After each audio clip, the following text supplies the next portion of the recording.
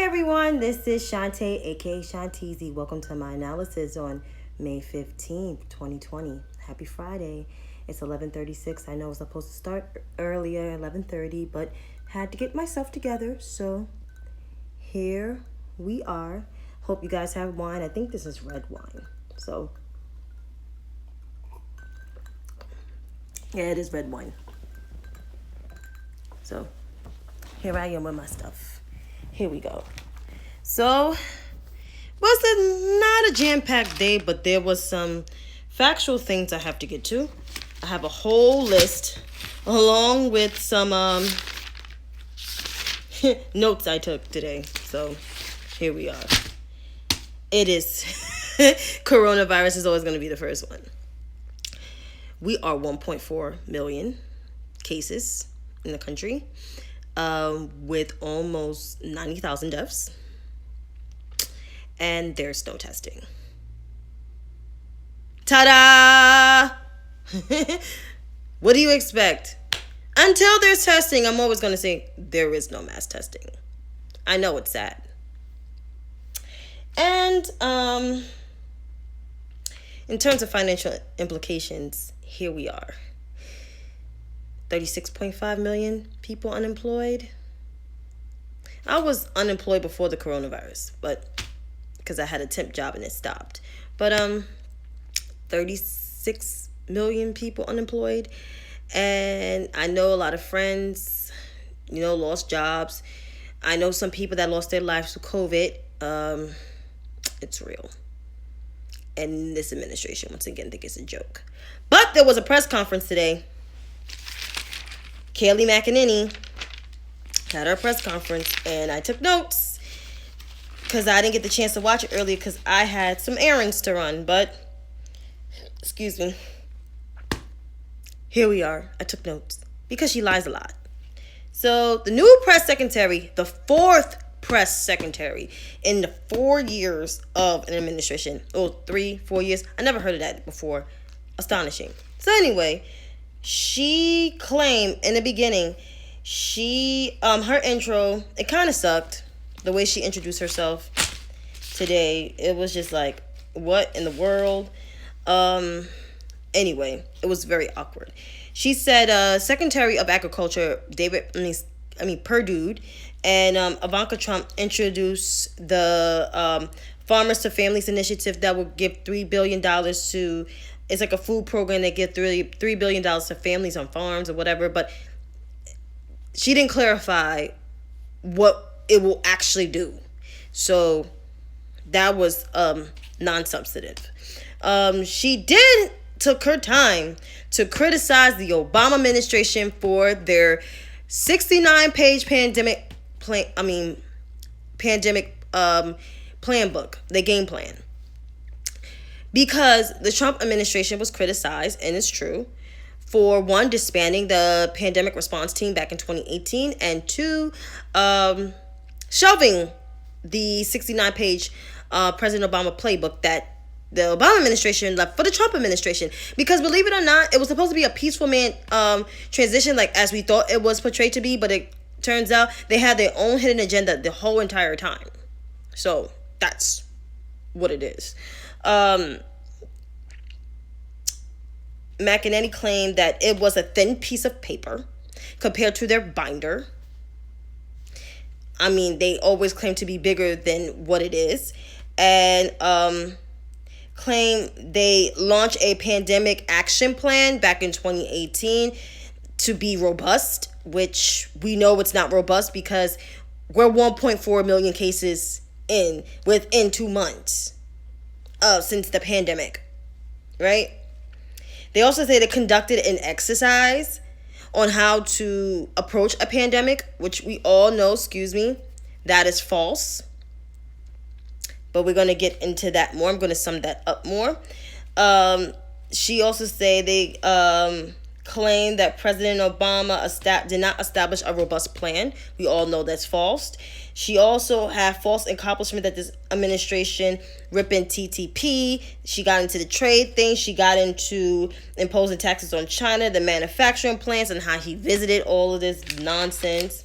And then I took more notes because she lies a lot. And then Kayleigh McEnany claimed that Trump enacted the Defense Production Act, also known as the DPA, to distribute more PPE to hospitals and to other businesses that need, essential businesses, that need PPE, right? She claims that he took more action since the pandemic happened. We all know that's false. Reporters asked her about Trump taking action early in 2019. She claims that he said they needed a task force, and even though they did not implement an action plan.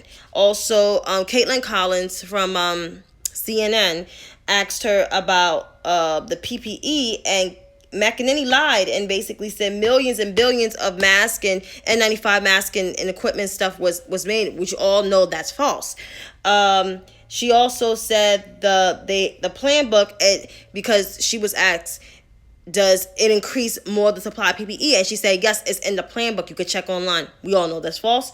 She was asked about the Dr. Bright situation. She didn't address him as Dr. Bright. She addressed him as Rick Bright, which his title is Dr. Richard Bright, or you call him Dr. Bright. And she's addressed and say how he took a $285,000 salary job, and he's on medical leave and still getting a salary. We're still paying for his salary, which he's entitled to a break. I mean, come on. Because if you saw Dr. Bright's testimony, Dr. Bright's testimony was very transparent. It was jaw-breaking, but it was truth-telling. I mean, he told the truth. They always said the truth shall always set you free, right? Shall always set you free. And claims that why Donald Trump doesn't wear a mask. He sets an example, and she wears a mask in the Oval Office every day. I'm talking about the president and his press secretary. And she also claimed that China slow-walked this virus after praising them, talking about they did a good job with this virus. And also, in addition to,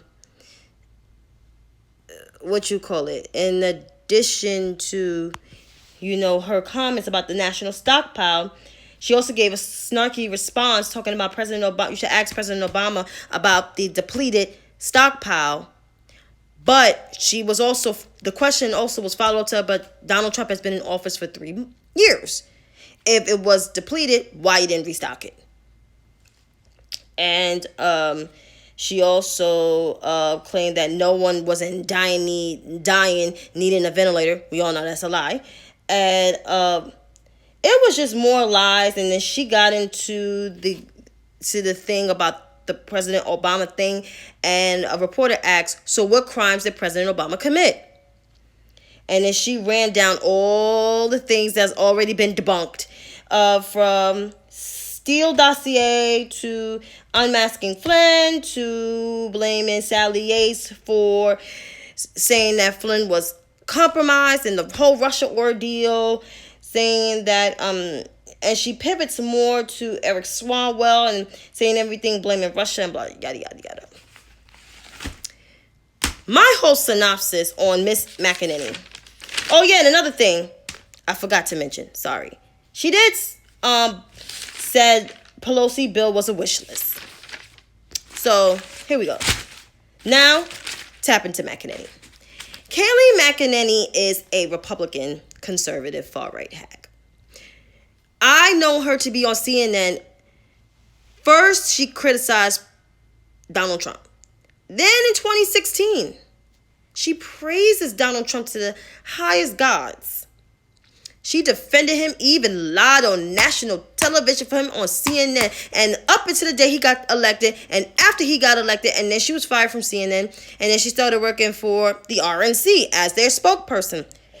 Before she became on the campaign trail, and now to his press secretary.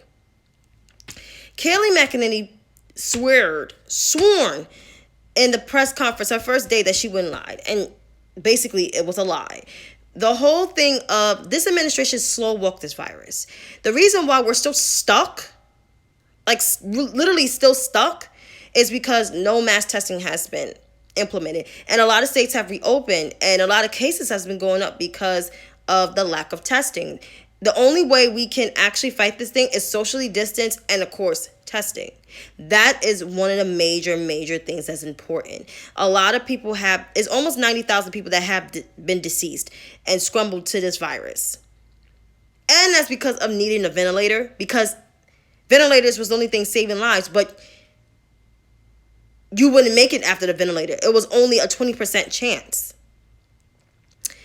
Also, if you are immunocompromised, you're the less likely to even survive. And even today, from what I've learned, there's a 21-year-old that died from a stroke and did not have any health complications.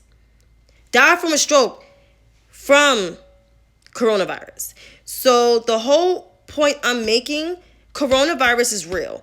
And the administration keeps downplaying this virus while other scientists are really giving us stark truth, even though it hurts us and it scares us to death. I'd rather get the truth than people constantly lying to me.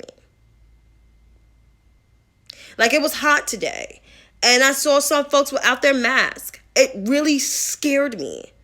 And I had my mask on, and my mask is hot because my sister made my mask. And it was hot under that mask, but I kept it on until I got inside my house. As I got outside my house, the first thing I do is go straight to my bathroom and wash my hands. I wash my hands. I have soap near my kitchen sink and soap near my bathroom. I have soap in 2 different areas, so this way I can wash my hands, okay? That's one. So therefore, this virus is real. He can't even knock it out. The only thing that can knock it out is a virus, and we stay away from each other for the rest of the year. It sucks.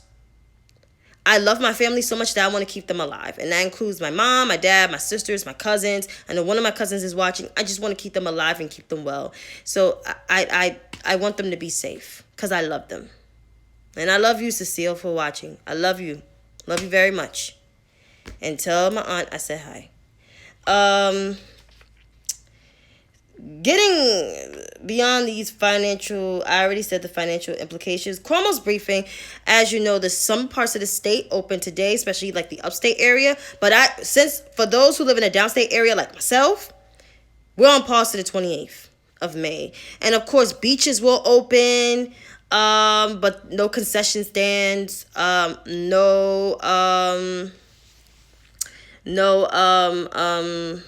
picnic areas are open. No, pools are not open. Like, this is real. This is real stuff, because the coronavirus is real and it can affect us. And in order for us to keep social distance, can't have a massive crowd of people. I just hope people that go to the beaches realize that just because the beach is open doesn't mean you get to congregate. Look at California and how Governor Newsom just shut down the beaches right away because people congregate. I hope that doesn't happen in New York or New Jersey or Delaware or Connecticut, because people don't use their common sense. So I just hope when people go to the beach, they just run, exercise, and just go inside. That's what they do. Just go inside and just, and just do their thing. Okay? Also, he said in this briefing, he did mention the stroke from the young lady it happened in New York. So the young lady that was 21 years old died from a stroke and did not have any health complications. As you can tell, COVID does affect everybody in every age, every race, every gender, sexual orientation. It doesn't really care. COVID doesn't care. It doesn't care at all. It doesn't care if you're... It doesn't care. It doesn't have no political affiliations neither. So it doesn't care. It gets everybody. There were Republican Congress people and senators that were diagnosed. There were Democratic Congress folks and husbands and everything was diagnosed. So therefore, it doesn't have a criteria. It doesn't have a specific type. It gets everybody.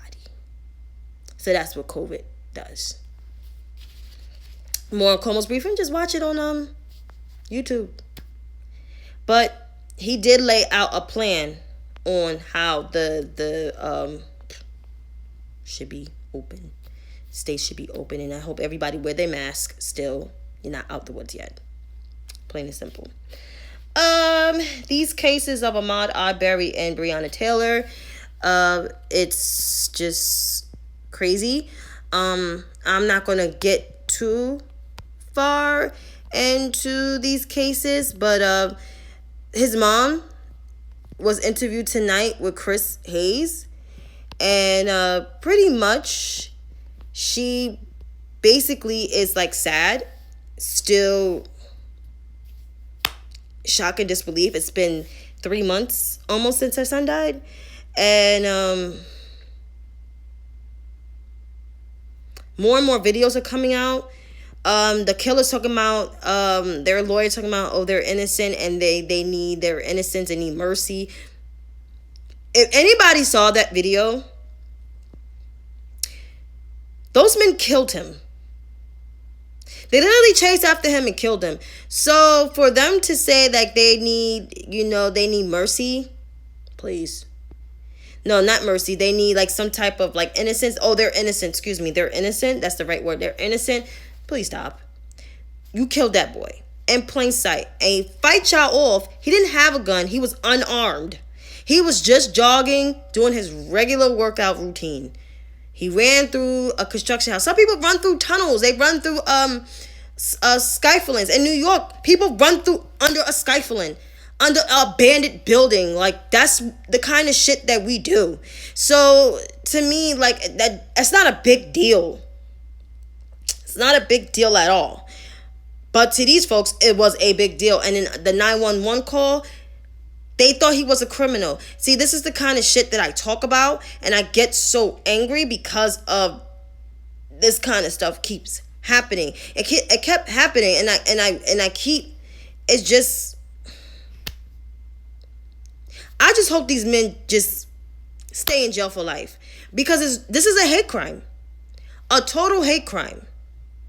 How we deem the Matthew Shepard thing a hate crime, or attacking Muslims as a hate crime, even though they're not a race. Honestly, they're an ethnic group. And I can't even say Muslim because there's black Muslims. Attack the the Arabian community, the Iranian, the Middle Eastern community as racism, and the Jewish community as race. This is a hate crime. And these guys need to get the fullest extent of the law and need to be in jail. It's just plainly simple. And the same thing that goes for Breonna Taylor's killers too. It is what it is. Next on my list, one of my viewers talked about the international students, the lack of enrollment in the U.S., and that's due to green cards, because Donald Trump did shut off immigration temporarily. And it's pretty much, it's bad. International students pay full tuition. I know this because I went to Pine Manor College in Chestnut Hill, Massachusetts, and they pay full tuition. They don't get financial aid. Us Americans get financial aid. They don't get no financial aid. They take a test. It's called TOEFL test. I think that's how it's pronounced. And they got to pass with a certain score. If you pass with a certain score, you get inside of an American school. But you pay the full tuition. And that includes room and board. And some of them get apartments off campus. They get apartments off campus. And so that's just what it is. And that was a issue that he was passionate about, because due to the fact that he felt passionate about it, extremely passionate about it, and a lot of his friends are probably not getting into school. And people want their education here. We have one of the best schools in the United States of America, especially on our eastern borderline. We are nothing but schools and businesses. That's why everybody wants to move on this side of the country or move to LA because of entertainment. But to get education, they want to move on this side. And so, of course, when you shut down immigration, you're shutting down money. Okay? money, dollars, because it's all about the economics of things. Without international spending, this country is broke. So this administration's priorities, it's all about Americans, but it's really all about a certain group of people, rich people in America. That basically sums it up right then and there. I mean, come on. Let's be real. More financial woes. Application and woes. JCPenney files for bankruptcy. I'm not surprised that big major stores will file for bankruptcy. It's just sad that JCPenney's been around for long as I've been in existence in this world. My mother, her first job in New York was at JCPenney's home office when their home office was headquartered in New York before they moved to Texas in the 80s. My mother, that was how she got introduced to payroll. And she had one of the best supervisors there. She met one of her lifelong best friends there. And they still work together at New York and Company. And, to hear about this, a lot of families, especially middle-class families, rely on places like JCPenney and Kmart and Sears, those who filed for bankruptcy a while ago, to buy their family's wardrobe. Those places are important because a lot of families, the median income in the United States are probably in the 50s somewhere, depending on where you live. And to go to stores like JCPenney, Kmart, Sears, Crazy 8s, Gymboree, all of those, not Gymboree, Gymboree's expensive, but Crazy 8 and Carter's and Oshkosh B'gosh really help a lot of American families to budget on their kids' sneakers and clothing and bedroom stuff, household stuff. Those stores are important. So when department stores like that really loses, and not just for the customer base, but workers too. And those jobs are not coming back. So when Donald Trump says these jobs are coming back, it's a bull-faced lie. And read these articles, not these opinion articles, but these financial articles, because they're extremely important. They give you a good financial synopsis of things. And I encourage everyone to read on this JCPenney article, because I'm going to continue to read on it, because that just hit me. And I just realized this country's in trouble. This is in serious financial trouble, and then things can get worse. And speaking of more financial stuff, the House of Representatives passed the HEROES Act, which is a $3 trillion bill. And what's in this bill? It's the direct payments to American families up to $6,000. And that includes direct payments to undocumented immigrants as well, to get that money as well. And it's $75 billion in testing, increased spending on food stamps, $175 billion in housing support, that's rental support, student loan forgiveness, new employee retention tax, credit and extension on unemployment benefits, requires all voters to vote by mail in November, and temporarily repeal the GOP tax law in 2017 that they passed, which is only benefits the rich, and limited local tax to help major cities like New York, Boston, Los Angeles, Chicago, Washington, D.C., cities I know and San Francisco that's extremely expensive. And also $25 billion to the post office, because the post office, they're losing money. And if they lose that money, they're in serious trouble. I think this bill is pretty good. It doesn't have payroll protection acts for people. But like I said, it's going to be more serious of relief bills, because relief bills, they got to be, You have a question, Bianca? What's the question? Hopefully I have an answer for it. Yeah, okay. So yeah, I think this bill is pretty good. I mean, to my knowledge, like I said, there's supposed to be more bills supposed to be passed. I mean, this thing ain't looking good. It's oh, okay. I'm sorry, Bree. Hi, Bianca. I miss you. I think you're so smart, and I think you're doing a great job for a lot of immigrants. And if you guys need legal services, Bianca's a good legal rep. I mean, she's located in Massachusetts, but I'm pretty sure she can help you. She's pretty good. Uh, Anywho, I think this bill is good. I think this bill does help a lot of people, a lot of families, because I know a lot of families that have lost their jobs. I know a lot of families that, they were bartenders, for crying out loud, making my drinks. Some of them worked in non-essential places. Like now, like they really have no money. My nail technician, for crying out loud, who I think is the bomb, is suffering. And so, like, this bill will help people. It will help my cousin who's still in school. Hopefully she's still watching. That can forgive all her loans.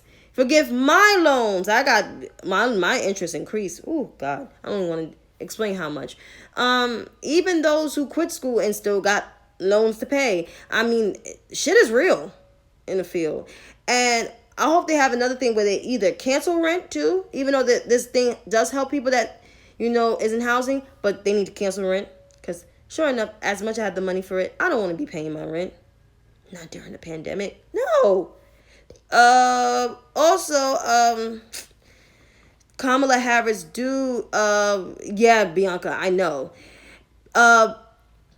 Kamala Harris got this bill, which they said it was dead on arrival, and even Mitch McConnell said it was a liberal wish list.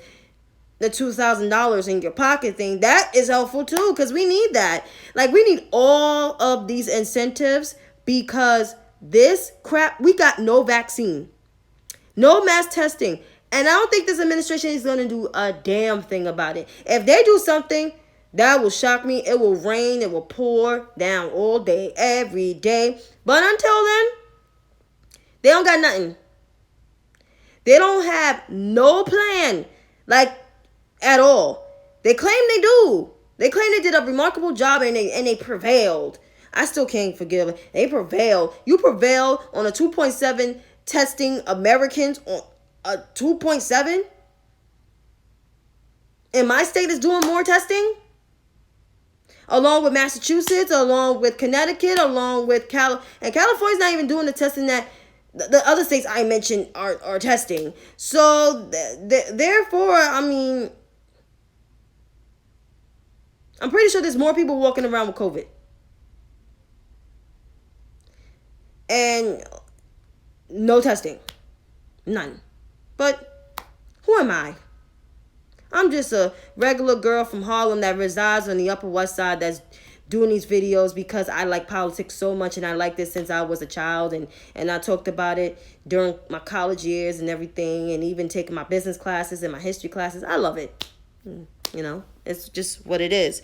But the House, also what they did today, they passed a rule thing where they can vote remotely and also meet remotely, which is better because people in Congress are like 60 and older. It's only a few of them that's like in their 30s, 40s, 50s, and one is, because no one is under 30 in Congress. So, and the rest of them is like 60, 70, even 80 something years old. I mean, they're more in higher risk. I mean, everybody's at higher risk at this point. So why congregate and meet with each other when you can meet remotely by phone? It makes the perfect sense. Because some of them come from like west, up, north, south, east. So meet remotely. It makes sense until there is a vaccine. Unlike Mitch McConnell, who don't use his brain, the Grim Reaper of the Senate, wants everybody to come to work. Some senators didn't even go home to their states, like Kamala Harris, who is lucky to have a family member in D.C. But still, in all technicality, who wants to meet when there's no vaccine? None. Like, folks, like, I'm concluding with this. and where we are at this pandemic is like, it's going to be a while.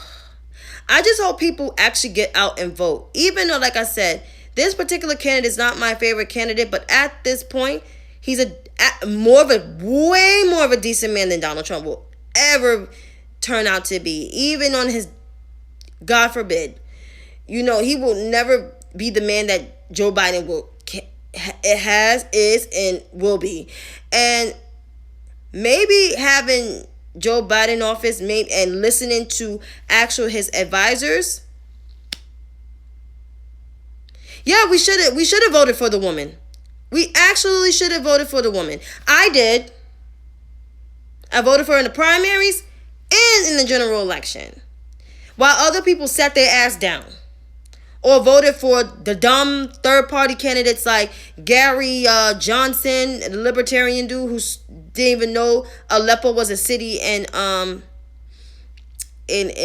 believe in Iran, I get the countries mixed up, but he thought it was an acronym.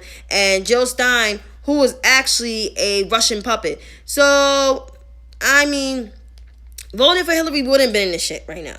He wouldn't. Now we got to vote for the former vice president of the United States, who actually worked on pandemics, who actually could get us out of this crap. And hopefully he picks a viable woman to be his VP. To me, people may judge me, I want a black woman. We had a black man as a president, we didn't have no issues. Now we need a black woman even as a VP. We definitely gonna get out of this shithole real soon. So I just hope and pray, and you guys pray with me too, that we will get out of this. Let's stay strong, stay hopeful, and be blessed. Thank you for watching, and please subscribe to my YouTube channel, because this will be posted on my YouTube channel. Thank you so much.